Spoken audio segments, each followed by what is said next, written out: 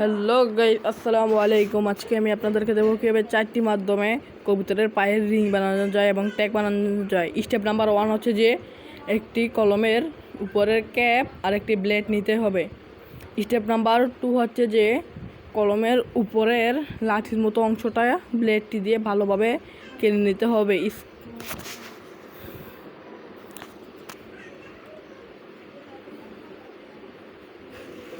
স্ক্রিনে যেভাবে দেখানো হচ্ছে সেভাবেই কলমের মুখটা টান দিয়ে উঠিয়ে ফেলে দিতে হবে।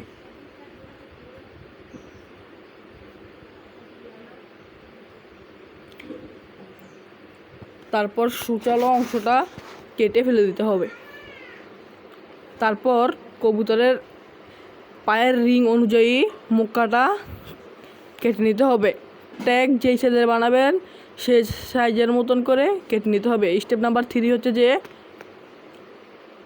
কাটা হয়ে গেলে এগুলো সূচালো থাকে, যা কবুতরের জন্য ক্ষতিকর। সেই জন্য কোনো ধারালো জায়গা দিয়ে এটা মসৃণ করে নিতে হবে, যেন কবুতরের পায়ে কোনো ব্যথা না লাগে। ভালো মতন মসৃণ করে নিতে হবে।